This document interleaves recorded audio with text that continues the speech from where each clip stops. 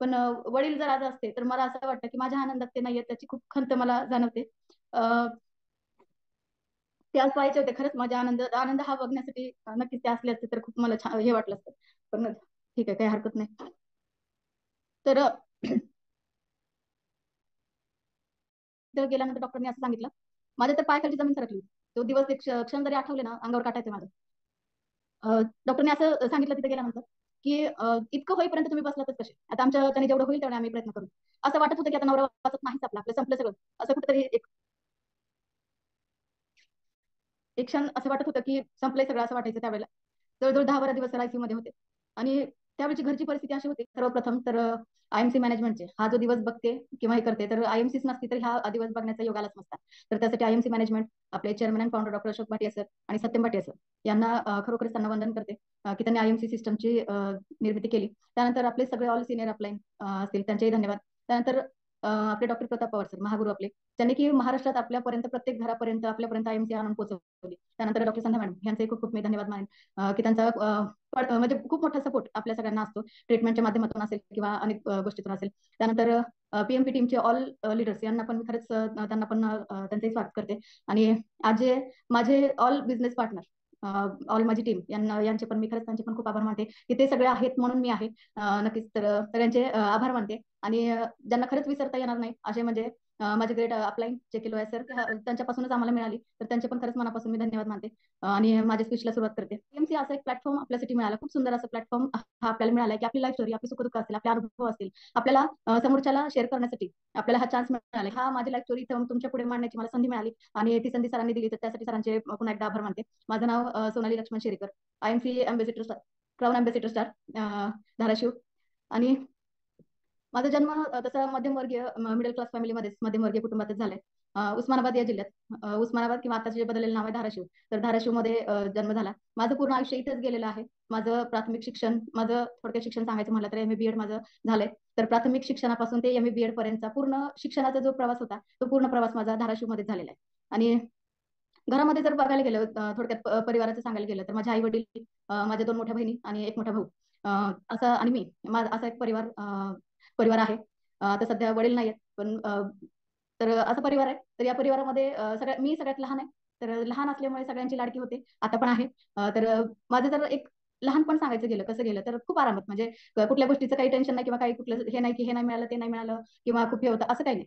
सगळं व्यवस्थित होतं आरामात लाडात नक्कीच माझं लहानपण गेलं. त्यानंतर पुढचा प्रश्न येत होता म्हणजे पुढचं जर हे होतं तर म्हणजे शिक्षणाचं आपल्याला बघा लहानपणी आपल्याला विचारलं जातं म्हणजे आपले नातेवाईक असतील किंवा आपले घरचे असतील आपण पण आपल्या मुलांना विचारतोय की तुला मोठं झाल्यावर काय व्हायचंय असं आपल्याला विचारलं जातं. तेव्हा आपण सांगतो आपल्याला जे काय व्हायचं असेल किंवा आपल्याला कोणी डॉक्टर म्हणतं कोणी इंजिनियर म्हणतं किंवा कुणाला जे बनायचं ते आपण म्हणतो. तसं मला जेव्हा विचारलं जायचं की तुला काय बनायचंय मोठं झाल्यावर तर मी एकच सांगायचे की मला टीचर बनायचं. आणि मला मला ते आवड होती मला टीचर बनायचंय ह्याची मला खूप आवड होती आणि मी तेच सांगायचे टीचर बनायचंय म्हणून. मग झालं असं टीचर बनायचं स्वप्न होतं आणि ते म्हणायचे आणि पुढे चालून ते त्याच दृष्टीने मी हे केलं. तसं जर फॅमिली मधलं बॅकग्राऊंड बघता वडील माझे कोर्टात जॉबला होते. त्यानंतर मोठी बहीण आहे किंवा 2 नंबरची बहीण आहे त्या पण दोघी कोर्टातच जॉबला आहेत. म्हणजे बाकीचे जे टायपिंग कॉम्प्युटर त्यांचं जे शिक्षण झालं म्हणजे वडिलांना विशेष म्हणजे शिक्षणाची खूप आवड होती स्वतःच त्यांना आपल्या मुलांनी शिकावं. म्हणजे आधीची जी रूढी परंपरेनुसार होता ना की आपण शिकलोय नोकरीला लागले तर आपल्या पोरांनी पण तेच करावं जे रूढी परंपरेने चालत आले तेच आमच्या घरी होतं. आणि वडील नोकरीला होते स्वतः त्यांना वाटायचं आपल्या पोरांनी शिकावं पण एवढं होतं की मुलींना पण शिकवण्याचं असं म्हणजे हे विचार नव्हते त्यांचे की आपल्या पोरींनी खूप शिकावं नोकरी करावी स्वतःच्या पायावर उभं राहावं हे त्यांचं स्वप्न होतं. आणि त्यासाठी त्यांनी दोन्ही बहिणींना जॉब लागला त्या पण दोघी कोर्टात जॉबला आहेत. मोठी बहीण आहे ती अंबाजोगाई कोर्टात एक सिनियर क्लर्क या पोस्टवर आहे. आणि 2 नंबरची बहीण आहे ते पुण्यामध्ये शिवाजीनगर कोर्टात सिनियर क्लर्क या पोस्टवर आहे. भाऊ आहे तो कोर्टातच जॉबला आहे स्टेनोग्राफर या पोस्टवर. म्हणजे सगळे हे आहेत ऑल एज्युकेटेड आहेत सगळे नोकरदार आहेत. मग ह्यात मी कुठे सुटणार होते कारण जो बॅकग्राऊंड होता ती सगळेच कोर्टात होते किंवा हे होते. मग वडिलांना असं वाटायचं की तू पण हेच कर कोर्टात फॉर्म निघतात किंवा हे निघतात. मी कॉलेज करत असताना वडिलांना एवढे होतं की कुठेही फॉर्म निघाले की भर फॉर्म इकडे भर तिकडे भर त्यांचं ते चालूच असायचं. मला कधी कधी लक्षात राहायचं नाही की आपण कुठे फॉर्म भरले तर कशाचे म्हणजे हे आले परीक्षेचे ते कॉल आले. एवढं पण एवढे फॉर्म भरले जायचे करायचे मी मला पण आवड होती त्यांना त्यामुळे करायचे. पण माझं एक वेगळं हे होतं की मला असं वाटायचं की नको कोर्टात कुठे जॉब करा तुम्ही करताय सगळे करताय. मला उद्या कोणीतरी असं म्हणू नये आता कोर्टात वशिला चालत नाही हे किती जणांना माहिती मला माहित नाही. आणि वशिला कोणाचा नव्हता ते स्वतःच्या ह्याच्यावरती ते जॉबला लागले. पण मला तरी कुठेतरी असं वाटायचं की लोकांनी असं म्हणू नये की बापाच्या वशिल्यावरती पोरगी लागली नोकरी हा शब्द मला नको. मला माझ्या स्वतःच्या ह्याच्यावरती काहीतरी करू द्या, असं माझं त्यांना म्हणणं असायचं. आणि मी बीएड करण्याचा निर्णय घेतला. पण यासाठी वडिलांची कुठेतरी हे होतं की नको बीएड करू, तू याच्यातच हे कर. पण त्यांची एक हे असताना सुद्धा मी बहिणीला मध्यस्थी घालून त्यांचा सपोर्ट म्हणजे तिला हे करायला लावलं आणि त्यांची परवानगी मिळून मी बीएड केलं. बीएड केल्याच्या नंतर 2009 ला माझं बीएड झालंय. तर बीएड केल्याच्या नंतर पुन्हा पुढे आणखी एमफिल करावं, पीएचडी करावी किंवा एमएड करावं, हे पुढे शिकण्याची अजून मला आवड होती किंवा पुढे शिकायचं आणि मला कुठेतरी चांगल्या जॉबला लागायची ही माझी इच्छा होती. पण काही कारणास्तव किंवा ह्याच्यामुळे माझ्या सासरच्या म्हणजे तिकडून परवानगी नसल्यामुळे, नोकरी करण्याची परवानगी नसल्यामुळे हे स्वप्न माझं कुठेतरी अधुरं राहिलं. आणि हे अधुरं स्वप्न घेऊनच मी माझ्या सासरी प्रवेश केला होता 23 मे 2010 ला. ही मनात एक खंत होती की मी एवढे शिकले, घरात सगळे नोकरीला आहेत आणि मी एकटीच आता नोकरी नाही, काय नाही, मी काय करणार आहे घरात बसून, हा पण एक प्रश्न होता. किंवा तयारी नव्हती माझी, मी नाहीच म्हणायचे, तरी पण वडिलांच्या शब्दापुढे मला जाता आलं नाही आणि त्या गोष्टीसाठी मी तयार झाले. आणि तीच एक खंत मनात घेऊन मी सासरचा उंबरठा ओलांडला होता. आणि ती खंत बरेच दिवस बरेच हे माझ्या मनात होती की आपण काहीच करत नाही किंवा आपलं स्वप्न कुठेतरी अधुरं राहिलं, हे असं वाटायचं. पण ते त्यावेळेला वाटायचं. आज मला असं वाटतं की अरे बरं झालं, बरं झालं की आज आपल्याला जॉब मिळाला नाही किंवा कुठेतरी आपल्याला परवानगीच मिळाली नाही नोकरी करण्यासाठी. जर कदाचित मी नोकरी करत असते तर मी आज, मला वाटत नाही कदाचित मी आयएमसीत काम केलं असतं, कारण मुलं सांभाळून नोकरी करून माझ्याच्याने ते शक्य झालंच नसतं आणि मी आयएमसी काही केली नसते. तर आयएमसी माझ्या नशिबात होती, त्यासाठी कदाचित म्हणजे जे होते ते चांगल्यासाठी होते म्हणायचं.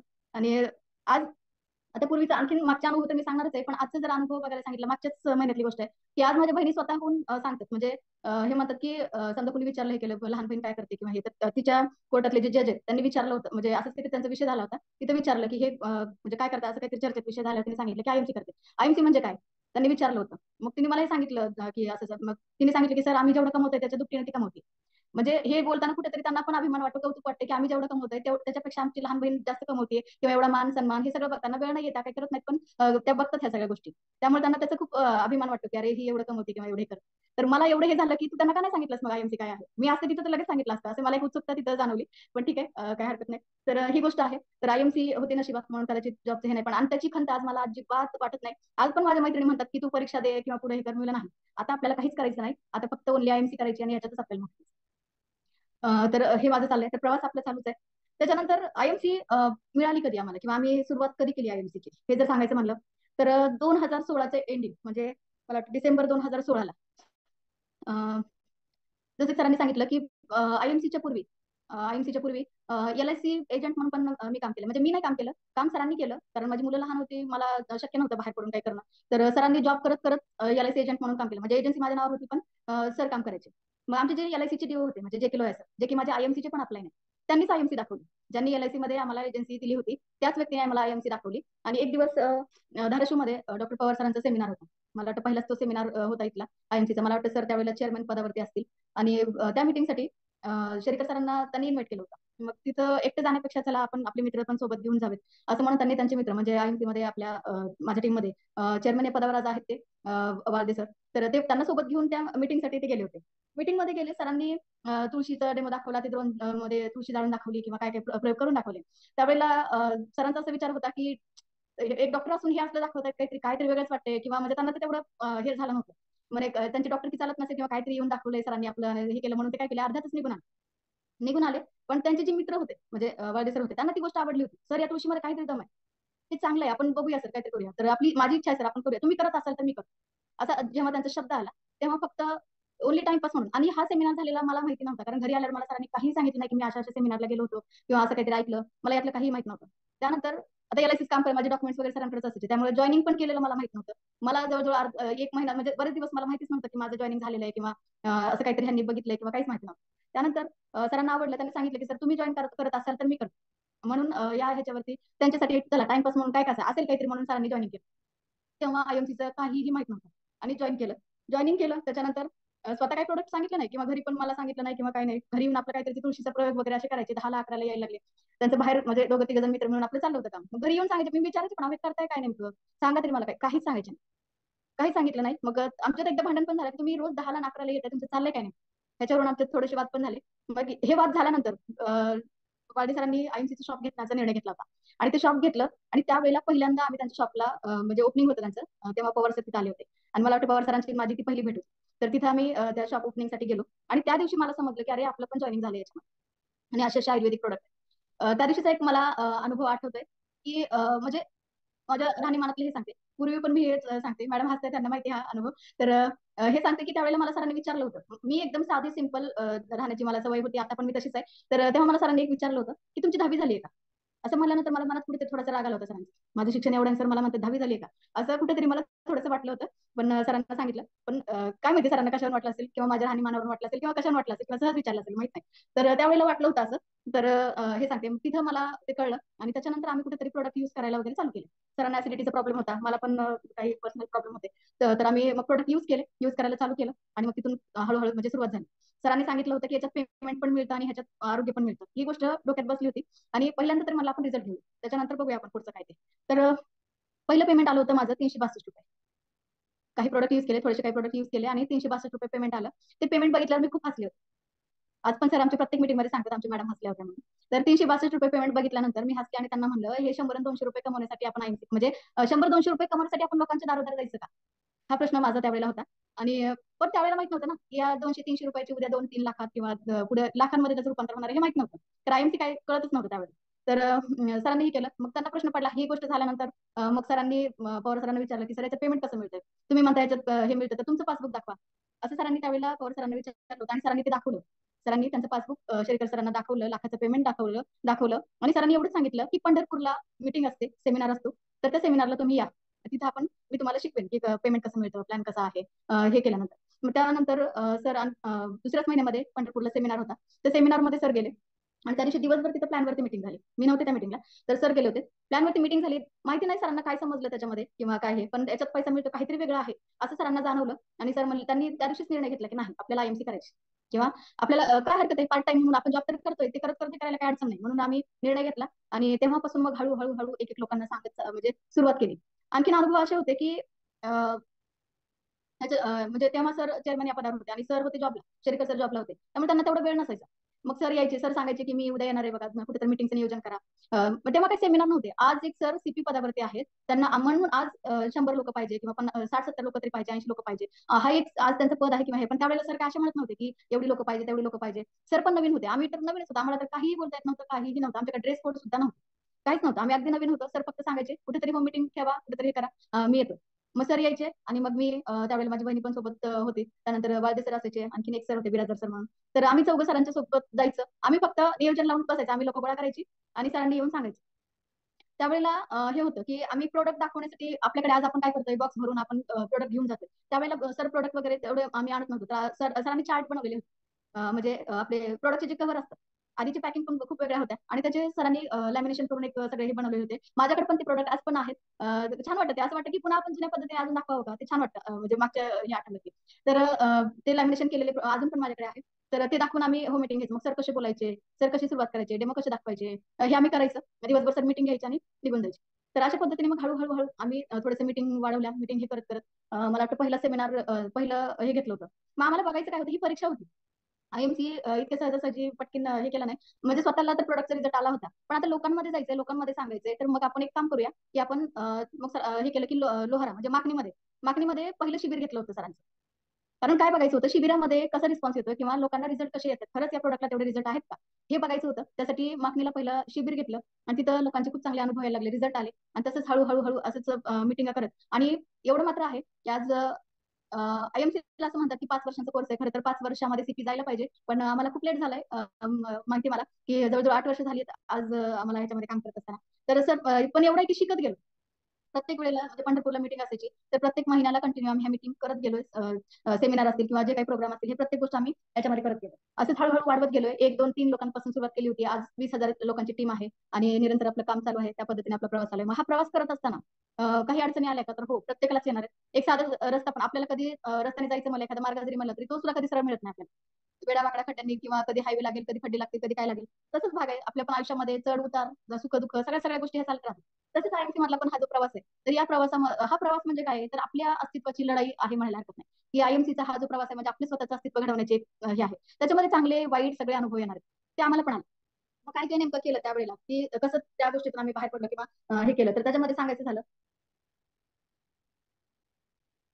फक्त एक गोष्ट होती कधी पण असं काही वाटलं किंवा त्रास व्हायला लागला की सर एकच शब्द म्हणायचे. सरांना जर कधी बोललो तर सर एकच वाक्य बोलायचे की हे बघा, जर मोठं व्हायचं असेल, सक्सेस व्हायचं असेल, तर ऊन वारा पाऊस या सगळ्या गोष्टी आपल्याला झेलाव्या लागतील. आपल्याला हे केल्याशिवाय आपल्याला सक्सेस मिळणार नाही. हा सरांचे शब्द फक्त कायम लक्षात ठेवायचे. कधी पण त्रास वाटला की सरांचे ते शब्द आठवायचे आणि पुन्हा शांत बसायचं आणि त्या पद्धतीने पुढे प्रवास करायचा. पण थांबलो नाही, कधी थांबलो. बऱ्याच अडचणी आल्या, खूप अडचणी आल्या. असे काही अनुभव आहेत की बरेच अजून मला वाटतं माझ्या टीम मध्ये पण बऱ्याच जणांना माहित नसतील ते की आज मी सांगण्याचा म्हणजे प्रयत्न करेन नक्कीच. आता त्यामध्ये जस्ट आत्ताचाच अनुभव सांगायचं म्हणलं तर हे क्राऊन अँबॅसिडर जेव्हा काढायचं होतं, एखादं पद काढायचं आणि त्याला मेंटेन करायचं इतकं सोपं नाही. त्याच्यासाठी खूप खरंच हे आहे की हे 3 महिने झोप नाही. अक्षरशः 2-2 वाजेपर्यंत सर झोपत नव्हते. की काही ना काही प्लॅनिंग करायचंय, प्रत्येकाला बोलायचंय, कन्व्हिन्स करायचंय. इतकं सोपं नाहीये. सगळ्या डोक्याचा भाग आहे. सगळं हे करायचंय आणि मेंटेन करायचं. टेन्शन येतं माणसाला. 2-2, 3-3 वाजेपर्यंत सर अक्षरशः झोपलेले नाहीत. तर किंवा हे नाही म्हणजे चैन नव्हती माणसाला की 3 महिने हे कसे गेले ते आहे. तर इतकं सोपं नाहीये. कुठलंही पद क्राऊन अँबॅसिडर बोलत नाही. कुठलंही पद काढत असताना ते जोपर्यंत पूर्ण होत नाही, व्यवस्थित सगळे होत नाही, तोपर्यंत माणसाला एक हे राहतं. हा भाग आताचा झाला. आणि पूर्वीच्या जर हे म्हणलं तर ज्या वेळेला मी आयएमसी चालू केली म्हणजे 2017ला ज्या वेळेला मी आयएमसी चालू केली त्यावेळेला जेव्हा मला घर म्हणजे सरांना जॉबमुळे प्रॉब्लेम यायचा बाहेर पडण्यासाठी, मग मला जावं लागायचं. बऱ्याच वेळेला मला बाहेर पडावं लागायचं. मग मुलांचा प्रश्न येत होता. कारण आम्ही दोघांनी मुलं तिथे राहतो. सासू सासरे वगैरे गावाकडे असायचे. कधी इथे असत कधी तिकडे. तर मग अशा वेळेला काय करायचं? तर धाराशिव हे माझं माहेर आहे. म्हणजे आई वडील इथं जवळ राहायचे. त्यामुळे मला खरंच मी त्यांचे ना कोटी कोटी धन्यवाद मानेन की आयएमसी माझी कोणामुळे झाली असेल तर त्यांच्यामुळे झाली म्हणायला हरकत नाही. कारण माझ्या पोरांना त्यांनी सांभाळलं. माझे भाऊ असेल, भाऊजाई असेल, आई वडील असतील, यांनी सांभाळलं म्हणून कुठेतरी मी आयएमसी करू शकले. कारण हा पण खूप मोठा भाग होता. कारण ज्या वेळेला मी आयएमसी ची सुरुवात केली त्यावेळेला माझी मुलगी फक्त 6 वर्षाची होती आणि मुलगा माझा 4च वर्षांचा होता. त्यांना सोडून त्यांना आज सवय झाली. आज तुम्ही मी 8 महिनाभर जरी तिकडे गेले आयएमसीची मीटिंग घ्यायला तरी त्यांचा काहीही प्रॉब्लेम नसते. तू जा बिंदास माझा. हा प्रश्न आता नाही कारण की आता सवय झाली एवढ्या वर्षांची. पण त्यावेळेला ज्या वेळेला मी मीटिंगला बाहेर पडायचे अक्षरशः लेकरं डोळ्यात पाणी आणून म्हणायचे की कारण कसं असतं वडिलांचं म्हणजे नोकरी करतात किंवा काही वेळ ते घराच्या बाहेर असतात ती पोरांना सवय असते की पप्पा आपले दिवसभर गेले जरा संध्याकाळी येतात एवढं माहित असते. पण आई ही 24 तास अवतीभोवती असते लेकरांच्या. आणि याच्यामध्ये मग पोरं लहान असायची ती डोळ्यात पाणी आणून म्हणायचे मम्मी जावंच लागते, पप्पाला जाऊ दे ना, तू राहू दे, तू नको ना जाऊ असं म्हणायचे. तेव्हा इतकं जीव एवढा हे व्हायचा ना, अर्धा जीव त्या लेकरांमध्ये असायचा आणि अर्धा जीव इकडे मीटिंग मध्ये असायचा. पण जावं लागायचं कारण हा फॅमिली बिझनेस आहे. कारण कसं आहे दोघं गेले तर समोरच्यावरती व्यवस्थित इम्प्रेशन पडतं किंवा लेडीज असतील तर त्यांचा प्रॉब्लेम असतात काही किंवा हे असतं. आपण स्वतः असलं म्हणजे खूप मोठा फरक पडतो. त्यासाठी मला वाटतं क्वचितच आम्ही कधी एकटे जाऊन कधी लोकलच्याच एवढं मीटिंग केलं असेल. पण बाहेर कुठे असेल तर आम्ही दोघांनी जाऊन मीटिंग त्या केलेल्या आहेत. तर ह्याच्यामध्ये मुलांच्या भावना सांभाळून किंवा त्यांना खूप समजून सांगून सांगून आणि ते वय पण नव्हतं त्यांना समजून सांगायचं की आम्ही जे काही सांगणार आहे ते त्यांना समजणार असं वय नव्हतं. पण त्याही लहान ह्याच्यामध्ये म्हणजे आई वडिलांनी त्यांना खूप सांभाळून घेतलं किंवा सगळे केलं त्यामुळे ती गोष्ट शक्य झाली. हा पण एक अनुभव होता. आणि खरंच मुलांचे पण मी त्यांचेही धन्यवाद मानेन की त्यांनी एवढं मला सांभाळून घेतलं हे केलं म्हणून त्यांनी हे करू शकले. तर हे पण महत्वाचं आहे. त्यानंतर माझ्या म्हणजे फॅमिलीचं सांगते फॅमिली सपोर्ट कसा असतो किंवा हे तर फॅमिलीचा सपोर्ट नव्हता. सासरच्या लोकांना आम्ही आयएमसी करतो हे अजिबात मान्य नव्हतं. कसलंच मान्य नव्हतं. आम्ही अक्षरशः चोरून मिटिंग घेतो. निलंगा ज्या आहे जेव्हा जर निलंगा म्हणजे निलंगापासून 15 किलोमीटर माझं सासर आहे. तर कधी कधी असं व्हायचं की निलंगामध्ये जर मीटिंग असायची सेमिनार असायचे तर मला दुसरी एक्स्ट्रा साडी घेऊन जावी लागायची. सेमिनार करायचा, ड्रेस चेंज करायचा, बॅगमध्ये साडी घालायची आणि मग गावाकडे जायचं.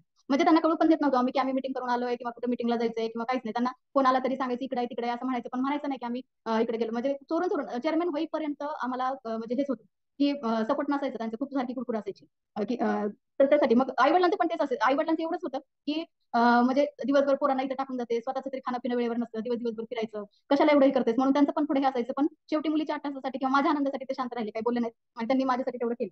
पण ज्यावेळेला चेअरमन सपोर्ट मिळतो फक्त थोडासा आपल्याला पेशन्स ठेवावा लागतो. ज्यावेळेला चेअरमन झालो लाखाचं पेमेंट चेक जेव्हा त्यांना दाखवला सासऱ्यांना की हे असं असं मिळतं किंवा हे करतं तेव्हापासून ते शांत झाले. आता त्यांचा फुल सपोर्ट आहे की काय करायचं ते करा पण तब्येती सांभाळून करा.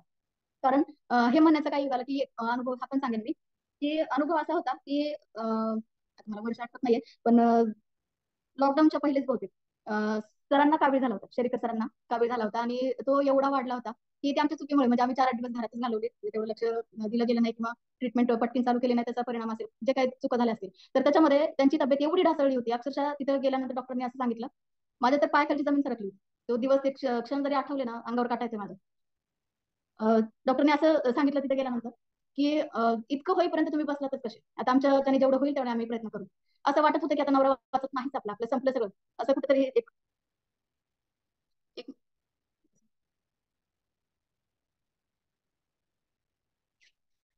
एक क्षण असं वाटत होतं की संपलंय सगळं असं वाटायचं त्यावेळेला. जवळजवळ 10-12 दिवस तर आयसीयू मध्ये होते.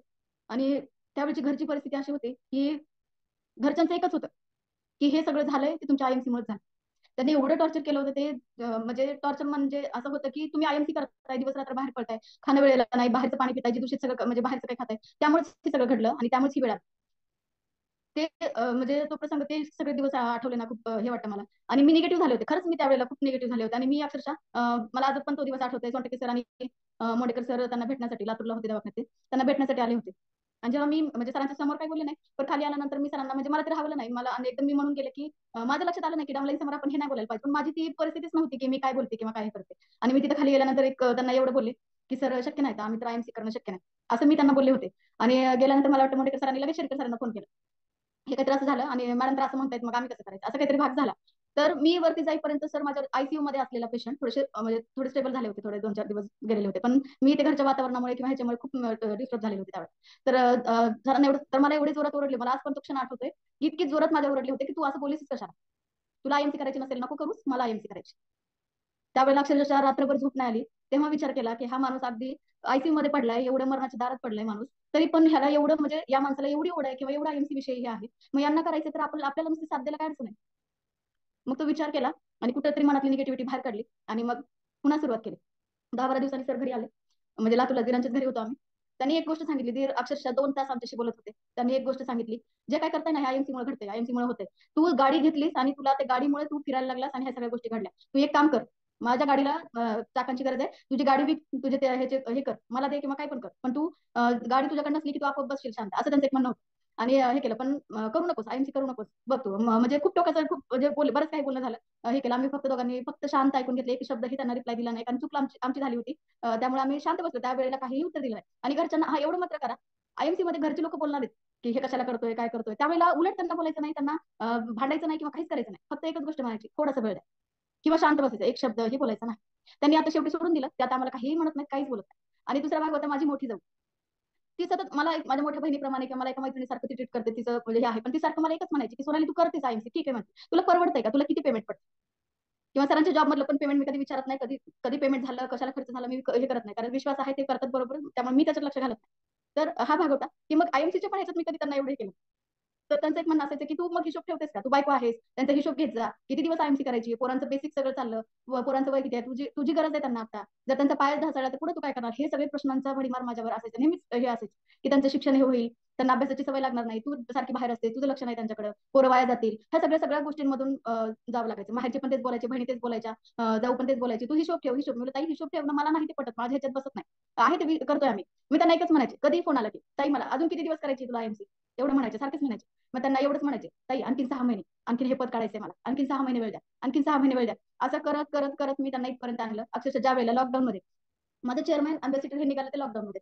लॉकडाऊनची परिस्थिती अशी होती की ज्या काळामध्ये लोकांच्या नोकऱ्या गेल्या, लोकांना खायला अन्न नव्हतं किंवा हे नव्हतं, त्यावेळेला ते मागं केलेलं होतं, तेव्हा ते पुढं हे झालं. पण एवढं सांगते की लॉकडाऊन मध्ये आम्ही दोघं नवरा कधीच बसलो नाही, आम्ही गपचूप का होईना आम्ही जाऊन आम्ही मिटिंगा घेतलेल्या आहेत. आम्ही आणि स्वतःची काळजी घेतलं, म्हणजे आम्ही कधी हे केलं नाही एवढं काही प्रिकॉशन, म्हणजे बाकी काही गोष्टी आम्ही जास्त हे केलं नाही, ते काढा करणं नाही किंवा बाकीचं काही नाही, आपलं तुळशी हळदी आपलं एवढं हे करायचं. आम्हाला दोघांनाही काही कोरोना वगैरे झाला नाही किंवा काही नाही, आम्ही गपचूप जाऊन म्हणजे अंतर ठेवून असं हे करायचं, पण आम्ही मिटिंग नाही बंद. वन टू वन का होईना आम्ही गपचूप जाऊन का होईना मिटिंग आम्ही घेतच होतो. आणि मागेही काही पेरलेलं होतं, मागे काही टीम घडली होती किंवा हे केलेलं होतं, त्याचाच परिणाम एवढं कडक लॉकडाऊन असताना. आणि आनंदाची बातमी म्हणजे चांगले पण अनुभव सांगते त्याच्यात. आनंदाची बातमी ही होती की सरांनी मगाशी जसं सांगितलं की सरांच्या म्हणजे सर जेव्हा चेअरमन होते हे सुपरस्टारला 1.5 लाख दिवे लागायचे. तसंच आमचं पण होतं, आम्ही पण त्याच काळातले म्हणजे हे होतो, तर आम्हाला पण 1.5 लाख बीवीनी सुपरस्टार झाले. मला वाटतं जवळजवळ दीड लाख बीवी करायला 1.5 वर्ष गेलं असेल आमचं. म्हणजे नुसतं सुपरस्टार व्हायलाच एक 1.5 वर्ष आमचे गेले. त्यामुळे कदाचित आमचा काळ हा एवढा वाढला नसेल. ही जर मी काय म्हणते की हा आत्ताचा जो ऑफर आहे किंवा आताचं जे प्लॅन आलाय ना इतका सोपा, हे जर आमच्या वेळेला असतं तर कदाचित मी सांगते की मी आज सीपी पदावरती असते, 100% मी सांगते. पण त्यावेळेस थोडं स्ट्रक्चर वेगळं होतं आणि ऑफर किंवा झूम मिटिंग नव्हत्या, ऑफर नव्हत्या, काहीही नव्हतं, फक्त जे आणि 8 लेग वरती चेअरमन होतं. 8 लेग वर चेअरमन होतं आणि एक दिवस अचानकच मला वाटतं मार्च वर्ष नाही आठवत, पण लॉकडाऊनच्या काळामध्ये त्यावेळेला प्लॅन चेंज झाला आणि एवढा आनंद झाला होता. अक्षरशः मी 1:30 वाजता रात्री सरांना फोन केला, मला विश्वासच बसत नव्हता. सरांनी उठवलं, म्हणे उठ चेअरमन झालीस. म्हणजे काय बेड लागले काय, म्हणलं झोप लागली होती एकतर मला. म्हणे अगं खरंच म्हणे बघ हे ग्रुपवर काय चाललंय बघ. मग ग्रुपवर बघितलं तर 5 लेगला चेअरमन. डोळ्यावर काय विश्वास बसेना. मी तुम्ही खरं सांगताय का, हे खरं आहे का. म्हणे कर सरांना फोन. वेळ बघितला नाही काय नाही, रात्री 1:30 वाजता सरांना फोन केला, सर खरं आहे का. सरांनी सांगितलं हो खरं आहे, करून टाक. मग माझी इच्छा होती की चला 31 मार्चला करू, कारण माझा बर्थडे असतो त्या दिवशी 31 मार्चला. मग मला चला वाढदिवसालाच आपण हे करायचं, आपण चेअरमन काढूया. पण ऑफर होती 1 एप्रिल पासून चालू होती, त्यामुळे ते शक्य झालं नाही. पण आम्ही एप्रिल, मे आणि जून हे 3 महिने कंटिन्यू चेअरमन काढलं, ते मेंटेन केलं. आणि लगातार लगेच 1 महिनाही गॅप न ठेवता, मला वाटतं 1 महिन्याचा गॅप झाला लगेच, एप्रिल, मे, जून, तर जुलै, ऑगस्ट आणि सप्टेंबर पुढचे लगातार 3 महिने पुन्हा आम्ही अँबॅसिडर काढला आणि अँबॅसिडर मेंटेन केलं. आता त्या अँबॅसिडर पासून क्राऊन अँबॅसिडर बनण्याचा हा काळ मात्र जरा थोडासा लांबला, जास्त वेळ गेला याच्यामध्ये. पण काय हरकत नाही, पण झालं, हे पण साध्य झालं आणि पुढचंही टार्गेट आहे. तर तर हे काही अनुभव होते. म्हणजे आता जावेचं जे सांगितलं, मी हे सांगितलं की ती म्हणजे हे करायची, म्हणजे सपोर्ट तेवढा नव्हता. पण आज तिचा एवढा सपोर्ट आहे. आज ती असं म्हणते, जेव्हा तरी मी त्यांच्या पाया पडले तर आधी म्हणायच्या की बस कर, किती दिवस करायचंय, पण आज जेव्हा त्यांचा कधी मी करायला गेलं तर त्यांचा आशीर्वाद असतोय की अशीच प्रगती कर. बहिणींचा पण आशीर्वाद तोच असतो आणि जावेचा पण तोच असतो. खूप समाधान वाटतं की चला आपली लोक भले शरीरात नसतील आपल्यासोबत, कधी कधी याची पण खंत वाटते. जेव्हा सेमिनारला जातो किंवा एखादं आपलं पद काढले तिथं आपलं म्हणजे मान सन्मान मिळतोय, आपला सत्कार होतोय, त्यावेळेला बरेच अशी फॅमिली बघितले की त्यांच्या आई सोबत येते किंवा वडील येतात, बहिणी येतात, भाऊ येतात. त्यावेळेला वाईट वाटतं की अरे आपल्या पण घरचं कोणी असतं तर हे असं तर असं वाटतं. आणि सगळ्यात एक महत्वाचं म्हणजे मला एका गोष्टीची खरंच खूप खंत वाटते. असं व्यक्ती ज्यांना खरंच म्हणजे आई आणि आपली वडील हे दोन व्यक्ती असे आहेत की त्यांना आपण जे काही केले त्याचा खरंच खूप खूप खूप मनापासून आनंद असतो. किंवा हे असतं आईला तेवढं बाहेर पडणं हे नव्हतं, पण वडील जर आज असते तर मला असं वाटतं की माझ्या आनंदात ते नाहीये, त्याची खूप खंत मला जाणवते. ते आज पाहिजे होते खरंच. माझ्या आनंद आनंद हा बघण्यासाठी नक्कीच ते असले असते तर खूप मला छान हे वाटलं असतं. पण ठीक आहे, काही हरकत नाही. तर आणखीन प्रवासामधले काही अनुभव होते. प्रवास करत असताना एक एक दोन दोन दिवसाचा प्रवास करावा लागायचा. एक दिवस दोन दिवस जेव्हा मिटिंगला जावं लागायचं तेव्हा कुठं थांबायचं, हा भाग म्हणजे यायचा त्यावेळेला, कारण पेमेंट नव्हतं. मग कुठे कोणाच्या घरी जायचं.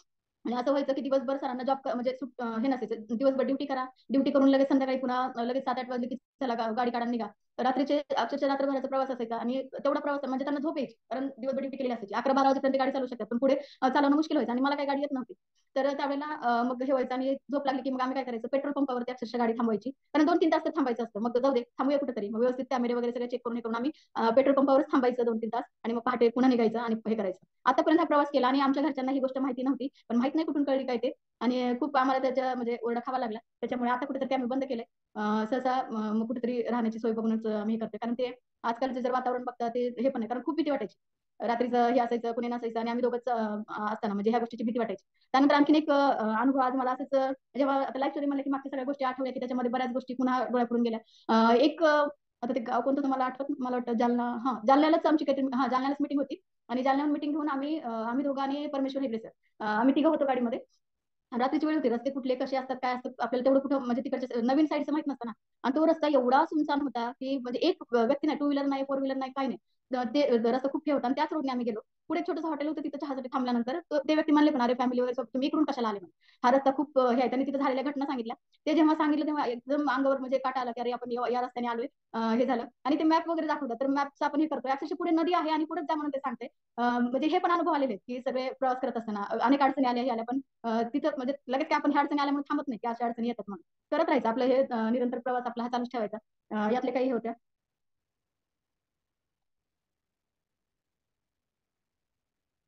आता सरांनी एक सांगितलं होतं की अपलाईनचं हे सांगितलं खरं तर हे बोलणं म्हणजे आज कुठेतरी हे होईल, पण सरांनी सांगितलं तर नक्की सांगेल मी की जे केलं आहे सर ह्यांचे खरं तर आभारच आहेत. त्यांनी मला म्हणजे आयएमसी दाखवली आम्हाला, पण फक्त दाखवली. मी तर त्यांना एक नाव ठेवलंय, पण आता जाऊ दे ते आता नाही सांगत. नाव ठेवलंय म्हणजे ते श्रीकृष्णाला जसं म्हणजे देवकीने जन्म दिला, पण ती त्यांची मजबुरी होती, यांची मजबुरी नव्हती म्हणा. पण एक हे आहे आणि म्हणजे श्रीकृष्णाला जन्म दिला देवकीने, पण सांभाळलं कुणी, यशोदेने. तसं आमचं काहीतरी झालंय की जन्म तर दिला आम्हाला, पण सोडून दिलं सांभाळ यशोदेने. म्हणजे यशोदा कोणी आमच्या sir doctor Pratap Pawar sir आणि मॅडम हे आहेत की यांनी सांभाळा, ते आहेत म्हणून आम्ही आहेत. एवढं पण मी नक्कीच म्हणेन की पूर्वीपासून सरांना आम्ही खूप मानतोय, सरांविषयी खूप आदर आहे, आता पण आहे, पुढेही असणार आहे. की सरांच्या सर म्हणतील ती पूर्व दिशा आम्ही पहिल्यापासून करत आलोय, की कधी नाही म्हणले नाही. सहज म्हणजे कधीच आम्ही त्यांनी म्हणलंय आणि नाही बोललोय असं कधी झालं नाही. सर जे म्हणतील त्या पद्धतीने चालू हेच आपल्याला करायचं. आपली ऍक्टिव्ह अपलाईन जे सांगते बस त्या दिशेने आपल्याला जायचं. कारण आपली ऍक्टिव्ह अपलाईन कधीही आपलं वाईट चिंतत नाही. आपण अपलाईन म्हणजे कोण असतं, ऍक्टिव्ह अपलाईन म्हणजे कोण असते तर आपले आई वडील. आई वडिलांना जितका मान जितका विश्वास आपण देतोय तितकाच आपल्याला दिला पाहिजे. फक्त कधीतरी थोडा विश्वास ठेवून बघा आपल्या अपलाईनवर. प्रत्येक जण अपलाईन आहे, प्रत्येक जण डाऊन नाही. जे विश्वास ठेवत नाहीत ना, कधीतरी थोडासा विश्वास ठेवून बघा. कधीतरी थोडासा विश्वास ठेवून बघा, नक्कीच कळेल. म्हणजे थोडीशी त्याचं हे येईल, पण विश्वास हा खूप महत्वाचा आहे. दुनिया सगळी विश्वासावर चालली एवढं मला म्हणायचं. तर त्याच्यामध्ये आता काही रूल्स असतात, रेग्युलेशन असतात जे आपल्याला सक्सेस मिळवण्यासाठी. मग हे रूल्स रेग्युलेशन काय आहेत, तर एक म्हणजे आयएमसी मध्ये सिस्टम आहे आणि ह्या सिस्टमनं चालणं ही एक गोष्ट आहे. आणि ह्या सिस्टमनं चालणं म्हणजे काय, सिस्टम काय सांगते की तुमची जी ऍक्टिव्ह अपलाईन आहे त्या ऍक्टिव्ह अपलाईनचं प्रॉपर डुप्लिकेशन करणं म्हणजे आपल्याला हे करणं काय आयएमसी मध्ये सक्सेस आहे. मग जे पवार सर करतात, पवार सरांनी आम्हाला खूप साथ दिली, अगदी बोटाने धरून चालण्याचं शिकवलं, सगळ्या गोष्टी शिकवल्या. खरंच त्यांचे जेवढे धन्यवाद मानेन जेवढे हे करेन तेवढं कमी आहे. सर नसते तर कदाचित, मॅडम नसते तर कदाचित आम्ही आयएमसी नसतो करू शकतो. कारण जसं आज आज कधीतरी पण कधी कधी असं वाटतं की कधी कधी खूप निगेटिव्हिटी आली, कधी कोणी काय बोललं किंवा टीम मध्ये कधी काय झालं. आता परिवार मला नंतर कधी काही गोष्टी होतात, कोणी काय बोललं, कधी कधी आम्हाला वाईट वाटतं ना, जरी शांत हे करायचं असलं तर वाईट वाटतं, किंवा कधी कधी निगेटिव्हिटी येते, माणूस म्हणल्यानंतर येते. त्यावेळेला असं वाटतं की आपली सगळी डाऊनलाईन आपल्याला प्रत्येक जण आपल्याला फोन करून सांगतात की आमचा हा प्रॉब्लेम आहे, तो प्रॉब्लेम आहे, असं झालं मॅडम, तसं झालं मॅडम. मग मला कधी कधी सगळ्यांचं ऐकून असं वाटतं, मी ह्यांना म्हणायचे अहो आपण कोणाला सांगायचं, आपल्या अडचणी कोणाला सांगायच्या. मग म्हणलं हे आपल्या आपल्या काय म्हणलं, त्यांना सांगण्यात काही हे नाही, आणि पवार सरांना एवढा लोड आहे की त्यांना सांगणार कसं, हा पण भाग आहे. त्यामुळे कधी कधी एवढं हे वाटतं की अरे सांगू कोणाला, असं वाटतं. पण मग आम्हीच एकमेकांना सांगतोय, आम्हीच एकमेकांचं सांत्वन करतोय आणि कामाला लागतोय. हे पण करता आलं पाहिजे, कारण सरांना लोड देऊन जर प्रत्येक गोष्ट सरांना सांगत बसलं तर ते शक्य नाही. कारण एवढा मोठा पीएमपी टीमचा इतका मोठा लोड सरांच्या मागे आहे, आणि ते सांगणं चुकीचं आहे. जसं आपण पुढे हे होतंय तसं ह्या प्रत्येक छोट्या छोट्या गोष्टी सांगणं खरं तर हे आहे. पण जरी कधी सांगितलं तर सर काय मला नाही म्हणणार नाही, ते ऐकून घेतील सर, त्याचा काही भाग नाही. पण सरांनी एवढं पण शिकवलं, आम्ही सरांनी एकच सांगितलं, काही वाटलं आम्ही त्यांना फोन नाही केला, आम्ही त्यांना पाठवून द्यायचो डायरेक्टली. काय एखादा मेसेज टाकायचं, हे करायचं, त्याच्यावर एकच शब्द सरांचा असायचा, त्या शब्दावरतीच आम्ही आयएमसी करत आलोय आतापर्यंत. पेशन्स ठेवणं खूप गरजेचं. सर एकच शब्द टाकायचे, शांतता बाळगा, शांती ठेवा. शांतता बाळगली, अजून पण पेशन्स आहेत. आणि आता एवढे पेशन्स आले ना, आता बोलायचं मला तरी शब्द तोंडात येत नाही. आधी एवढा राग यायचा, कोणी नाही म्हणलं की यायचं, कोणी काय बोललं की राग यायचा, टीम मध्ये कोणी काय म्हणलं की राग यायचा, मला खूप राग, हे सरांना पण माहिती. पण माझा राग खरंच खूप आयएमसी मध्ये कमी झालाय, खूप कमी झालाय. तर आता असं वाटतं, आता बोलायचं म्हणलं तरी येत नाही, जाऊ दे चल चालत असतं असं म्हणून एक सोडून द्यायची सवय लागली. आता काहीच वाटत नाही, एकदम रिलॅक्स, एकदम शांततेत आयएमसी चालू आहे. ज्याचा आपल्यावर विश्वास आहे त्यांच्यासोबत आपण काम करतोय, ज्यांचा आपल्यावर विश्वास नाही ते त्यांच्या पद्धतीने काम करतात. प्रश्न काय नाही. ज्यांना मी टीमला हे सांगत असते, तुमचा आमच्यावर विश्वास आहे ना, चला आमच्यासोबत. ज्यांचा विश्वास नाही ना, तुम्ही तुमच्या पद्धतीने करा. टीमला स्वातंत्र्य देणं खूप गरजेचं आहे. जर टीम बांधून ठेवायची म्हणलं ना तर मग राहत नाही. बघा आपली पोटची पोरं सुद्धा जर त्यांना कधी बांधून ठेवायचं म्हणलं तर ते पोरं म्हणजे हे होत नाही. त्यांना म्हणजे हे करायचं नाही, ते करायचं नाही, हेच केलं पाहिजे, तेच केलं पाहिजे, असं जर कुठं म्हणलं ना ते पोरं उलट जास्त करतात. तसंच टीमचं पण आहे. मोकळीक द्या टीमला, ह्यालाच बोलायचं नाही, त्यालाच बोलायचं नाही, हेच करायचं, तेच करायचं. किंवा तुम्ही म्हणजे बऱ्याच काही गोष्टी असतात अशा की हे केलं जातं, तर ते नको. थोडं स्वातंत्र्य पण दिलं तरी द्यावं स्वातंत्र्य, कारण हा इंडिव्हिज्युअल बिझनेस आहे, ज्याचा त्याचा बिझनेस चांगला वाईट प्रत्येकाला कळतं. हा फक्त योग्य मार्गदर्शन करणं आपलं काम आहे, तितकं करत राहायचं. पण अगदी टीमला बांधून ठेवायचं म्हणलं तरी जेवढं बांधून ठेवणार तेवढं तुटतं. त्यामुळे जास्त ताणायचं नाही, हे करायचं असं मला वाटतं. त्यानंतर आयएमसीचा पहिल्याचा प्रवास आणि आत्ताचा प्रवास. आता आणि एवढं सांगेन की पवार सरांवरती आमचा एवढा विश्वास आहे की त्यांच्या विश्वासावरती आम्ही आलेली निगेटिव्हिटी असेल किंवा सगळे हे असेल ते सोडून कुठेतरी फक्त बरेच वेळा जरी हे वाटलं तरी निगेटिव्हिटीला बाजूला ठेवलंय आणि चांगल्याच गोष्टी बघून चांगल्या गोष्टीकडे बघून पुढे चाललोय. हा प्रवास चालू आहे, अजून प्रवास संपलेला नाही, कारण मी अजून जिंकलेली नाही, शर्यत अजून संपलेलीच नाहीये. चालू आहे प्रवास. तर आयएमसीच्या पहिल्याचं आयुष्य आणि आत्ताचं आयुष्य याच्यामधलं जर फरक म्हणलं तर दोन प्रकारचं लाईफ असतं, रिअल लाईफ आणि रिअल लाईफ. हे पण सरांनी शिकवलंय. आणि हे आहे रिअल लाईफ म्हणजे काय, तेच तेच रुटीन, तेच तेच रुटीन, चूल मूल घरचं सगळ्या काम करा, हे करा, ऍडजस्टमेंट करा, आहे त्यात समाधानी राहा, ह्या सगळ्या गोष्टी करा. पण रिअल लाईफ म्हणजे काय असतं, आता मला वाटत म्हणजे बऱ्याच गोष्टी घडल्यात, त्यातल्या बऱ्याच गोष्टी घडायच्या, अजून अजून खूप काही मिळवायच्या, अजून आपण हे मिळवलंय असं नाही, पण मिळवायच्या. आता याच्या मग आयएमसीच्या पूर्वीचं काय होतं, त्यानंतर लाईफस्टाईल किंवा आपली पर्सनॅलिटी आहे खूप चेंज झाली असं पण म्हणणार नाही. मी मागे एक माझी पोस्ट टाकली होती, मी माझ्या ग्रुपला टाकली होती, सरांनी उचलून टॉपिक टाकली आणि ती बऱ्याच जणांनी स्टेटसला ठेवली. मला ते कसं तरी वाटलं, मला वाटतं पीसी मॅडमने ठेवली होती, मी त्यांना विचारलं पण मॅडम कशाला स्टेटसला ठेवलं. म्हणे राहू द्या मॅडम, म्हणजे बघून दुसऱ्याला हे मिळतं. तो आधीचा फोटो बघून कधी कधी मला पण खूप हे होतं, म्हणजे एवढी पण काही हे नव्हते मी पण, म्हणजे अगदी माझं राहणीमान अगदी साधं सिंपल खूपच हे होतं. आता थोडंसं आयएमसी आल्यापासून थोडासा चेंज झालाय, आणि आयएमसी प्रोडक्ट मी अजून थोडासा ग्लो आलाय म्हणा, किंवा थोडेसे चेंजेस झाले, किंवा बोलण्यामधले चेंजेस आहेत, चालण्यामधले असतील, म्हणजे शिकवलंय सरांनी, शिकवलंय. म्हणजे किंवा आपल्याला ह्या ट्रेनिंग प्रोग्रामच्या माध्यमातून आपण शिकवले. हे टीटीटी प्रोग्राम आहे, ते चालायचं कसं, बोलायचं कसं, उठायचं कसं, सगळ्या सगळ्या गोष्टी आपल्याला शिकवतात, सगळ्या गोष्टी. हे फक्त शिकायचं आणि पुढे आपल्याला शिकवायचं, बस एवढ्याच गोष्टी करायच्या. मग आयएमसीच्या नंतरचं काय, आधीचं काय होतं आपलं, रोज उठा, स्वयंपाक पाणी करा, नवऱ्याला डबा द्या, पोरांना सांभाळा, त्यांना शाळेत पाठवा, धुणं भांडी आपलं जे काय असेल ते आपलं रोजचं काम करा, निवांत बसा, बस एवढंच आयुष्य होतं. कधी काय स्वप्न असतात, गाडी, घर, किंवा आपल्या पोरांचं शिक्षण वगैरे, बस. किंवा थोडंसं बँक बॅलन्स थोडीशी बचत करून ठेवा, आहे त्या पगारी, बस. ह्याच्या पलीकडे काही सुद्धा नाही. अक्षरशः मला एवढं पण कळत नव्हतं, मला बायका समजून सांगायच्या, म्हणे तुला कळतच नाही. माझी घरमालकीण होती, ती मला सांगायची, तुला कळतच नाही म्हणे, भाजीला वगैरे पैसे दिले की नवऱ्याचे थोडे थोडे पैसे साठवून अर्धा ग्राम 1 ग्राम सोनं करून ठेवत जा, पुढे उपयोगाला येते. म्हणजे काकू मला नाही जमत तसलं म्हणायचं, कारण पैसे नवऱ्याच्या खिशातले एक्स्ट्रा ठेवा, कशाला ठेवा, नवरा देतोय ना, मग कशाला ठेवा. मला ते पटत नव्हतं, त्यांच्या खिशातले पैसे काढा किंवा ठेवा, मला हे नाही पटत. कारण ते नाही म्हणलेत का आपल्याला पाहिजे तेव्हा देतात ना, मग कशाला नाही त्या गोष्टी करायच्या, असं मला वाटायचं. आणि मी ते कधी केलं नाही, पण त्यासारखेच म्हणे, तू करतच नाही, तुला कळतच नाही, असं म्हणायच्या. माझी मोठी जाऊ पण हेच म्हणायची, पैसे साठवून थोडं थोडं काहीतरी करत जा, उद्या पोरीला येतं असं तसं. आता पण चालेलं असतं कधी कधी, पण मी तेवढं लक्ष देत नाही त्या गोष्टीकडे. पण मला एवढं म्हणायचं की एक जे हाऊस वाईफ म्हणजे खूप मोठा रोल आहे. त्या हाऊस वाईफला तर खरंच सलाम आहे. बाकी कुठले नेटवर्क राहू द्या, काय असू द्या, जर हे वर्क केलं, हे करावंच लागणार. तुम्ही कुठल्याही पदावर जा, तुम्ही काही करा, लेडीजला हे काम चुकलेलं नाही, आणि चुकू पण नाही, कशाला, आपल्या परिवारासाठी करतोय ना. त्यामुळे त्याच्यात काही कमीपणा नाही. हाऊस वाईफ प्लस, मी असं नाही सांगत आता की मी बिझनेस वुमनच आहे असं नाही म्हणत, अरे हाऊस वाईफचा जॉब करतेस ना, house wife plus business woman, हे गोष्टी आहेत आपल्यासाठी. तर फक्त एवढं झालं की आयएमसीच्या नंतर आल्यानंतर थोडीशी पर्सनॅलिटी माझी सुधारली, अजून त्याच्यात सुधारण्याचा मी प्रयत्न करेन 100%. त्यानंतर आणखीन दुसरं आहे की आपल्यामध्ये काही स्किल असतात, प्रत्येकामध्ये, प्रत्येक व्यक्तीमध्ये काही ना काही स्किल आहे. ते स्किल ना कुठे तर दाखवण्याची संधी इथं आली आयएमसी मध्ये. तर असं प्लॅटफॉर्मच नव्हता ना की तुमचं स्किल कुठं तुम्ही दाखवा. आता मी बीएड केलं, बीएड 2009 ला. आता काल आमच्या सरांनी काल नाही मला सतत टोमणे देतात की म्हणे तुझं हिंदी झालं ना, म्हणे एमए बीएड हिंदी झालं. मग मी आजच त्यांना सांगितलं हिंदीमध्ये स्पीच दे म्हणले मला. काल हैदराबादला गेलो होतो, मग तिथं सगळे तेलुगू आणि हिंदी. तिथं मला थोडंसं टेन्शन आलं होतं की अचानक हिंदी बोला. तरी पण केला प्रयत्न, थोडेसे 2-4 शब्द चुकले पण बोलले. पण ते सरांनाच आमच्या एवढं आवडलं, त्यांनी 10 वेळेस मला म्हणले तू छान बोललीस. म्हणे आज पण तू हिंदीमध्ये मीटिंग दे. म्हणजे लाईफ स्टोरी आहे आणि तेवढे हे बसणार नाही म्हटलं, मी पुढच्या वेळेला नक्की देते 100%. म्हणे एमए बीएड हिंदी आहे तुझं आणि हे मी मला 2009 ला मी केलंय म्हणलं. आणि त्याला प्रॅक्टिस पाहिजे ना, फक्त मी म्हणलं ते शिकले आणि तेवढंच काय ते वर्षभरापुरतं केलं. पुढे काही जॉब केला का तुम्ही, करू दिला का म्हणलं. मग हे आजच झाले आमचं बोलणं. म्हणलं तुम्ही मला जॉब करू दिला का किंवा हे केलं का. मग माझी जर प्रॅक्टिस झाली असते तर मी बिंदास बोलले असते म्हणलं. पण नाही झालं ना. तर म्हणजे स्किल आहे, बोलता येत नाही असा भाग नाही. थोडे 2-4 दिवस जरी प्रॅक्टिस केली तर बोलू शकते, असा भाग नाही. आपण केलेलं किंवा हे आहे असं काही इतकं मोठं काही अवघड नाहीये, करू शकतोय पण त्याला प्रॅक्टिस पाहिजे. तर हे शक्य झालं नाही. तर आपलं जे स्किल आहे ते स्किल उभारण्याची संधी आपल्याला, मग लेडीज असो जेंट्स असो सगळ्यांसाठी ही संधी. तर हे स्किल आपलं आपल्यामध्ये काय स्किल आहे, आपण काय करू शकतो. हा आता सगळे स्किल सगळ्यामध्ये असतील असं नाही. आता माझ्यामध्ये डान्स स्किल नाही, अजिबात नाही. सगळे हातात मला डान्स करतात कारण मला येतच नाही डान्स. आणि सरांचं वाटतं पहिल्यापासून असतं की डान्स करावं, सगळ्यांसोबत एन्जॉय करावं. हे बरोबर आहे त्यांचं. पण जर येतच नाही तर करणार कसं. तरी पण मी आधी अक्षरशः मला हरिद्वारचा तो प्रसंग आठवतो किंवा हरिद्वार 3 वेळा झाला तेव्हा हे आठवतंय. सगळे गेले होते, मी एकटीच खुर्चीवर बसले होते. अक्षरशः सरांनी पवार सरांनी हाताला धरून मला निमते ग्रुपमध्ये सोडले, करा डान्स. म्हणजे सरांचं हे असायचं की मिक्स व्हा, करा सगळ्यांसोबत ते करा. मग आज मी एवढं तरी करते कमीत कमी, येऊ नाही तर नाही येऊन चालत झालं जाऊन सगळ्यांमध्ये उभारणं. म्हणजे एवढं तरी आहे की तेवढं तरी डेअरिंग आलं की चला जाऊन उभारतोय, करतोय काहीतरी थोडं तरी हातापाय चालू.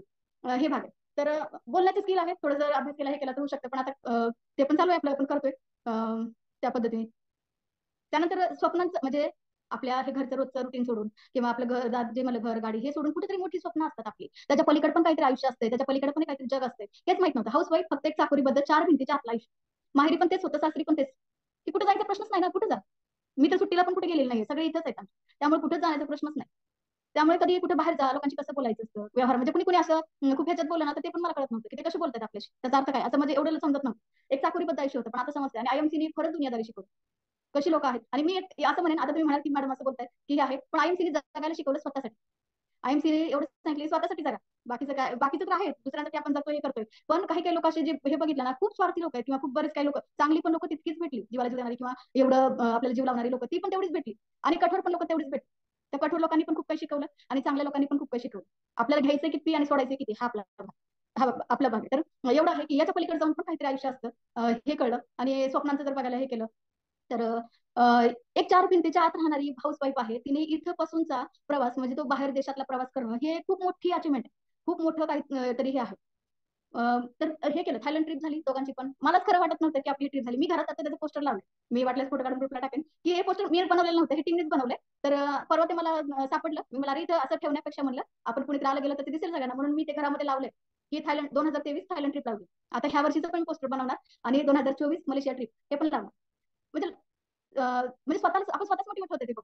त्याला पण हे केलंय म्हणजे छान वाटतं. आणि काय गेलं तर ते पण दिसतं, त्यांना पण कळेल की आपण काय करतो किंवा काय केलं. आणि आता घरच्यांना त्याचा खूप हे आहे की छान वाटतं. अरे चला आयएमसीने आता एक गोष्ट सांगते की आयएमसीने स्वतःची स्वप्न तर पूर्ण केलीच होतं, त्याचा काही भाग नाही. पण आयएमसी हे पण सांगते की आपल्यासोबत आपल्याला आपल्या टीमची पण स्वप्न पूर्ण करायची. आणि त्याच गोष्टीने त्याच ह्याच्याने आपण वाटचाल करतोय. लोकांना पण आपण त्यांची स्वप्न पूर्ण करण्यासाठी. आणि कुठलाही असा प्लॅटफॉर्म नाही की जिथे आपलंही स्वप्न पूर्ण होतं आणि लोकांचंही स्वप्न पूर्ण आपण करू शकतो. आपण करतो म्हणजे काय आपल्या खिशातले पैसे देत नाही, कंपनीच देणार आहे. पण आपण त्याचं एक काय म्हणतो, आपण एक सपोर्ट करतोय त्यांना किंवा आपण एक मध्यस्थी त्यांचे बनतोय किंवा हे करतोय. त्याचं पण खूप मोठं समाधान. त्यांनी नाव घेऊ द्या नाही तर नाव घेऊ द्या, पण आपल्या मनाला समाधान आहे ना की आपण काहीतरी केलंय थोडंफार त्यांच्यासाठी आणि हे केलं. आणि अपेक्षा ठेवायचं बंद करा की खरंच नावं घेतलीच पाहिजे आपली, आपला फोटो टाकलाच पाहिजे किंवा हे केलंच पाहिजे. अहो ह्याच्याने मी बऱ्याच माझ्या टीम मध्ये काय एक्सवायझेड लीडर आहे किंवा बऱ्याच जणांना म्हणलेलं आहे किंवा माझ्या स्पीच मध्ये पण नेहमी असतं की तुम्ही मान सन्मानाला मरू नका. मान सन्मान मिळतोय, मिळतो सगळ्याला मिळतोय. हे बघा ज्याच्या खिशात पैसा आहे ना त्याला मान सन्मान मिळणार. तुमच्या पद आणि पैसा याच्यावरती मान सन्मान मिळतोयच मिळतोय. आपण ते बळजबरी ओढून घ्यायची गरज नाही ना, रुसून बसा हे करा हे गरज नाही. आपोआप आपल्याला तो मान सन्मान मिळतो. फक्त खात्यात पैसा किती पडतो ते बघा ना. माझ्या पोस्टवर फोटोच नाही टाकला, माझं नावच नाही घेतलं. ह्या गोष्टी जर आपण करत बसलो ना ह्याच्यातच आपलं आयुष्य निर्माण. त्यापेक्षा गपचूप मला काय म्हणायचंय, माझं जास्त भर बोलण्यावर नसतं, बोलण्यापेक्षा करून दाखवण्यावर जास्त असतं. तर बोलायची गरज नाही, करून दाखवायचंय फक्त आपल्याला. एवढं हे आहे. तर ह्या गोष्टी जे छोट्या मोठ्या असतात ते सोडून द्यायला शिकूया. आणि चला ज्याने घेतलं नाव घेतलं, नाही घेतलं नाही घेतलं, काय बिघडलं एवढं. खात्यात पेमेंट पडतंय ना बस झालं. आणि पेमेंटच आपोआपच आपल्याला हे दाखवते. हा आता पेमेंटच्या एक तुम्ही म्हणाल की तुमचं चाललंय मॅडम, तर मला सांगा आज कोर टीम मध्ये नाव आलं. खरंच मला खूप त्याचं हे वाटतं. आणि आयएमसी मॅनेजमेंटचं खरंच मी धन्यवाद मानते त्यांचे की त्यांनी मला या म्हणजे लेवलचं समजलं किंवा हे केलं. आता सरांनी पण सांगितलं बरं कोर टीम मेंबर म्हणजे काय, सगळेच त्याच्यामध्ये येऊ शकतात. सरांनी कालच ग्रुपवर टाकले की काय करावं लागेल त्यासाठी. तर आपल्याला आपल्या जे लेवल आहे ते मेंटेन करावं लागेल. कमीत कमी 50,000च्या अबव पेमेंट जे आहे कंटिन्यू 6 महिने ज्यांचं पेमेंट राहणार आहे 50,000च्या पुढे, तर ते व्यक्ती कोर टीम मेंबर मध्ये येणार आहे.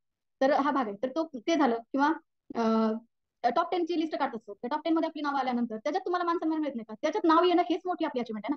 टॉप 10 मध्ये येणं. मग तिथं आपण स्पर्धा करूया ना, हेल्दी स्पर्धा, ईर्ष्येची नाही, हेल्दी स्पर्धा करायची.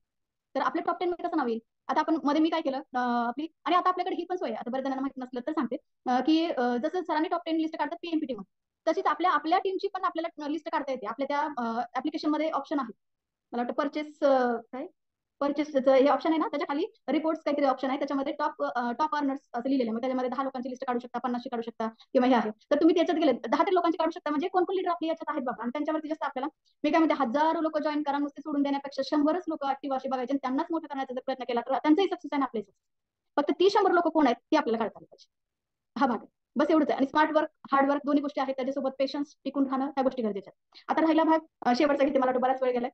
शेवटचा भाग येते की आयएमसी मध्ये माझं पुढचं फ्युचर प्लॅन काय असेल, काय आहे. तर प्लॅन एवढंच आहे की मी माझी लाईफ स्टोरी ऑलरेडी लिहून ठेवली होती. आता मला वाटतं एक आयएमसी मध्ये आता 1-2 वर्षातच लिहून ठेवली असेल, काही प्रश्न होते त्याच्यावरून लिहून ठेवलेले. त्याच्यात मी आज ते बघितल्यानंतर लक्षात आलं की अरे आपण 2023 ला सीपी काढतोय म्हणून लिहिलंय, आज 2024 पण निघून चाललंय, असं म्हणजे कुठेतरी हे जाणवलं. पण काय हरकत नाही, चला आयएमसी मध्ये आता सीपी काढायचं टार्गेट आहे. 2025 एंडिंग पर्यंत सीपी काढायचं ही माझा गोल आहे. त्याच्यासाठी नक्कीच प्रयत्न करेन. आणि त्यानंतर हे फक्त माझा गोल झाला, पण हे कधी होणार आहे जेव्हा टीम मधून जास्तीत जास्त अचिव्हमेंट होणार आहे. आणि ते खरं यश आहे. आपल्यापेक्षा खालच्या लोकांचं अचिव्हमेंट काढणं हे खूप मोठं गोष्ट आहे. तर जेवढ्या होतील तेवढ्या जास्तीत जास्त अचिव्हमेंट काढून चेअरमन असतील, अँबॅसिडर असतील, क्राऊन अँबॅसिडर असतील, किंवा जे काही, किंवा माझ्या आधी जरी कोणी माझ्या टीम मधून सीपी काढलं तर त्याचा इतका आनंदच नाही.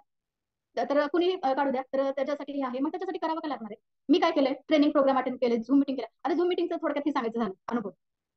झूम मिटिंग आता एवढं झालं, ज्यावेळेला लॉकडाऊन होतं ना, लॉकडाऊन मध्ये सगळे घरी होते, झूम मिटिंग हा प्रकार नव्हता आधी.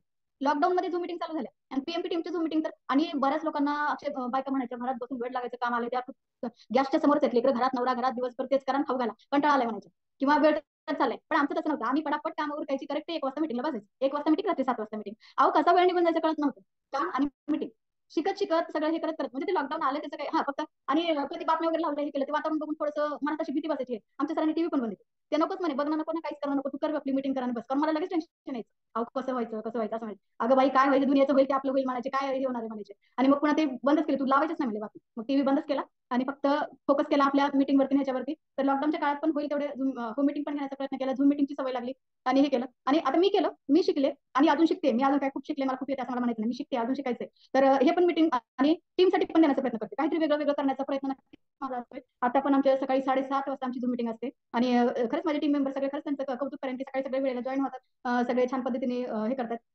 प्रोडक्ट नॉलेज चालू सध्या, कधी 1 महिना प्रोडक्ट नॉलेज असतं, कधी प्लॅन असतात, कधी ऑफर असते, कधी मोटिवेशन असतं. चेंज करून करून, म्हणजे तेच तेच करून कंटाळा येऊन असा एक भाग असतो. किंवा आणखी काहीतरी चेंजेस म्हणलं, एखादी नवीन काहीतरी म्हणलं, तर माझ्या टीम मध्ये लेडीज खूप आहे. त्यासाठी मी पूर्वीपासून काय, हे नारी शक्तीच्या जे मीटिंग चालू झाले, ते नारी शक्तीच्या आत्ता मीटिंग चालू झाले, पण त्याच्या पूर्वीपासून मी माझ्या टीमसाठी लेडीज मीटिंग घेते.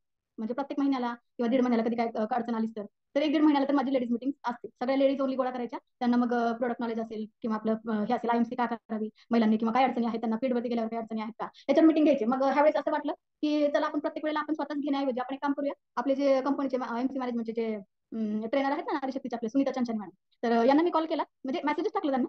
आधी मेसेज टाकला, मला कामात असतील म्हणून, की मॅडम माझी अशी मीटिंग घेता का. तर त्यांचा लगेच 2 सेकंदात कॉल आला लगेच, की हो मॅडम तुम्ही, म्हणजे घेते मी, कधी घ्यायची काय. तर उद्या 1 वाजता मी ती मीटिंग ठेवली माझ्या टीमसाठी. तर म्हणजे एक काहीतरी नवीन देण्याचं, म्हणजे कसं आहे, प्रोडक्ट सेल करताना त्या समोरच्या कस्टमरच्या नीडनुसार आपण तसं देतोय. तसंच आयएमसी मध्ये जर लीडर घडवायचे तर त्यांना गरज कशाची आहे, लीडर घडण्यासाठी त्यांना ते कुठे कमी पडतात. तर त्या गोष्टी महत्वाच्या. कधी कधी काय होतं, ऑल जी झूम मिटिंग असते तिथं लेडीजला बोलायला थोड्याशा त्या अडखळतं, किंवा घरच्या अडचणी नाही सांगू शकत, किंवा हेल्थचे प्रॉब्लेम असतील तर त्या पण नाही बोलत, काय अडचणी असतील तर मग जेंट्स समोर बोलायला लाज वाटते. तर काही गोष्टी बोलत नाही. मग लेडीज मिटिंग कशासाठी घ्यायची, तर म्हणजे एक खुलून चर्चा होते आपली, की बाबा मला असा प्रॉब्लेम आहे, किंवा मला फील्डवरती गेल्यानंतर किंवा घरातून सपोर्ट नसेल, कुणी काय म्हणत असेल, किंवा फील्डवरती गेल्यावर पण बऱ्याच अडचणी महिलांना येत, मग तिथं काय करायचं, कशा म्हणजे हे करायचं. तर अशा बऱ्याच काही गोष्टी त्याच्यामध्ये येतात. तर अशा पद्धतीने काहीतरी वेगळं वेगळं देण्याचा प्रयत्न आहे. आणि मला जाणीव आहे की जसं आपल्याला ट्रेनिंगची गरज आहे, जसं आपल्याला सपोर्टची गरज आहे, तसंच आपल्या टीमला सपोर्टची गरज आहे. तर तो सपोर्ट देण्याचा नक्कीच आमच्याकडून प्रयत्न असेल. त्यानंतर वर्कशॉप असेल, सेमिनार, आम्ही स्वतःचे सेमिनार घेतो, तारीख वगैरे देतो लोकांना. तर सेमिनार घेतोय, वर्कशॉप असेल. सरांनी मध्ये वर्कशॉप खूप छान घेतले, खरंच ते वर्कशॉप व्हायला पाहिजे. कारण लोकांना अजून पण बेसिक कळत नाही. बेसिक म्हणजे तुळशीचं जे द्रोणचं डेम आहे त्याच्यात पाणी किती टाकायचं हे पण कधी कधी समजत नाही, किंवा बिटाडीन किती टाकायचं. खूप जास्त पडलं की त्याला वेळ लागतो, तोपर्यंत आपणच निगेटिव्ह होतो ते लोकांच्या चेहऱ्याच्या एक्सप्रेशन बघून. मग त्यामुळे हे जे छोटे छोटे भाग आहेत तर हे वर्कशॉप मध्ये केले जातात. टीटीटी प्रोग्राम आहे, खरंच असे प्रोग्राम अजून पण झाले तर खरंच खूप सुंदर. म्हणजे मला वाटतं दोन दोन टीटीटी प्रोग्राम मी केले. ह्याच्यामधून खरंच आपण घडतोय, शिकतोय. तसंच टीमला घडवण्याचा प्रयत्न आहे, एलडीपी मध्ये त्यांना बसवण्याचा प्रयत्न आहे, होम मिटिंग मधून, झूम मिटिंग मधून, किंवा ह्या ट्रेनिंग प्रोग्राम मधून, सेमिनार मधून. आता हरिद्वार इव्हेंट आहे तर हरिद्वार मधून ह्या सगळ्या गोष्टी शिकवण्याचा नक्कीच प्रयत्न आहे. आम्ही सगळ्या टीम सोबत आहेतच आणि कायम राहणार, एवढं सांगेन. आणि शेवटचं एकच वाक्य मी हे सांगेन की कितीही उंच शिखरावर आपण गेलो ना तर आपली पाय जमिनीवरच राहील, एवढं मी सांगेन. मी सरांना हे सांगेन की पूर्वी पण आमचे पाय जमिनीवरच होते, आता पण आमचे पाय जमिनीवरच आहेत आणि इथून पुढे कितीही उंच शिखरावर जरी गेलो तरी पण आमचे पाय जमिनीवरच असणार आहेत. कारण सर नेहमी म्हणतात की जेवढं पद मोठं होईल तेवढी नम्रता असावी. तर नक्कीच ती नम्रता, हा आमचंही काही चुकत असेल, मी लई म्हणत नाही की आम्ही लई परफेक्ट आहे, चुकत असेल, आम्ही पण माणसं आहेत, चुकत असणार आहे. पण अहंकार इगो काय असेल हा नाही, मी हे सांगते की नाहीये. म्हणजे तुम्ही म्हणताय की स्वतःचं कौतुक स्वतःच करताय, पण हे भाग आहे मला म्हणजे हे आहे की खरंच जमिनीवर पाय ठेवूनच चाललं पाहिजे, कारण जेवढं चढणं सोपं आहे ना तेवढं उतरायला वेळ लागत नाही माणसं. हे भाग आहे. त्यामुळे नक्कीच आपल्याला खूप नम्रता ठेवावी लागेल प्रत्येकाला. तर ह्या जर काही गोष्टी केल्या आपण सगळ्या, हे थोडक्यात माझी एवढी लाईफ स्टोरी, माझे अनुभव होते. तसं सांगण्यासाठी खूप काही असतं लाईफ स्टोरी, मला नंतर आतापर्यंत कितीतरी गोष्टी असतात, ते सगळं सांगणं तेवढे वेळ भविष्यात होणार नाही. तर हा काही माझा अनुभव होता, एवढं सांगून मी इथंच थांबते आणि सरांनी मला संधी दिली त्यासाठी मी सरांचे खरंच खूप